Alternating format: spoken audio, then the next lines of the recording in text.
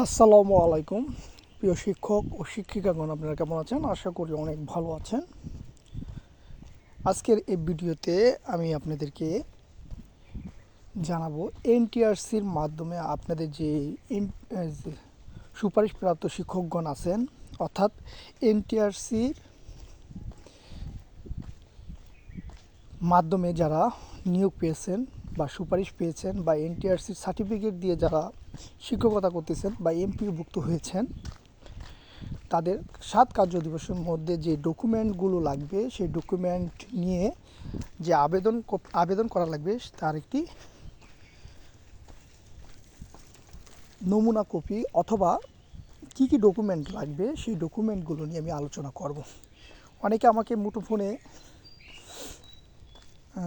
মুঠোফোনে জানার চেষ্টা করেছেন যে আমাদের কি কি ডকুমেন্ট লাগবে। যাই হোক, এই জন্য আমি এই ভিডিওটি তৈরি করতেছি।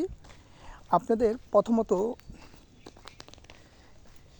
আপনাদের এনটিআরসির যে সনদ আছে সেই সনদের রঙিন কপি বা স্পষ্ট কপি 4টি ডকুমেন্ট আপনি দেওয়া লাগবে। সে 4টি ডকুমেন্টের মধ্যে প্রথমত আপনার এনটিআরসির যে সনদটি আপনি অর্জন করেছেন সেই সনদটির রঙিন কপি অথবা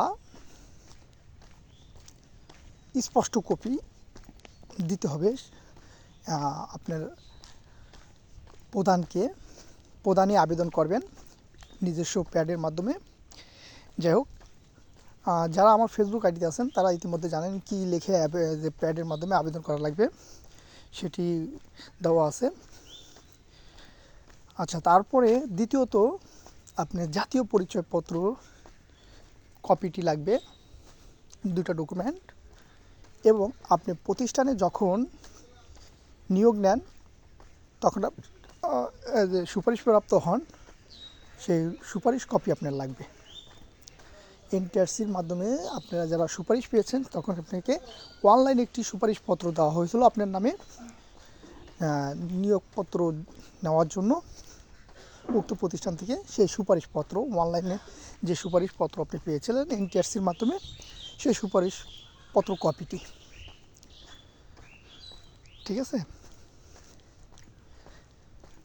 এটি হলো সুপারিশপত্র এনটিআরসির মাধ্যমে। আর যারা সুপারিশ পাননি তাদের সুপারিশপত্র কপিটি লাগবে না।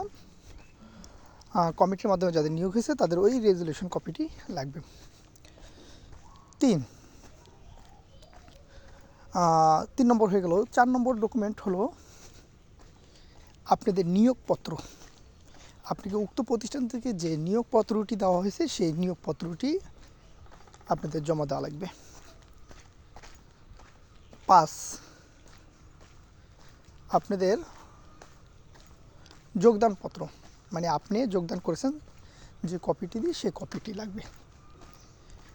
আর প্রতিষ্ঠান থেকে আরও 2টি কপি দেওয়া লাগবে, সেটা প্রতিষ্ঠান প্রদান দেবে, সেটি নিয়ে আপনাদের টেনশন করা লাগবে না। প্রতিষ্ঠান থেকে সেটা হলো নভেম্বর মাসের যে বিল ছক হয়েছে সেই বিল ছকটি, আর হলো ইরেগুলারাইজেশন মানে শূন্য পদের তালিকা যেটা দেওয়া হয়েছিল সেই ইয়াটি। ওয়ালাইকুম আসসালাম। জি, আর ওই ডকুমেন্টটা হলো যে শূন্য পদের তালিকা দেওয়া হয়েছিল সেই শূন্য পদের তালিকাটি, যেটি প্রদানই দিবেন। এই 2টি হলো প্রতিষ্ঠান থেকেই দিবেন। আর 5টি কপি আপনি দেওয়া লাগবে। সেই 5টি কপি আপনাদেরকে বললাম, আবারও বলি।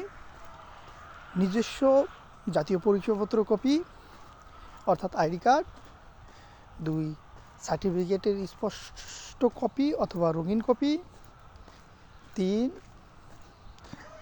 এনটিআরসির মাধ্যমে আপনি সুপারিশ হয়েছেন সেই সুপারিশ কপি, 4 নিয়োগপত্র, 5 যোগদানপত্র।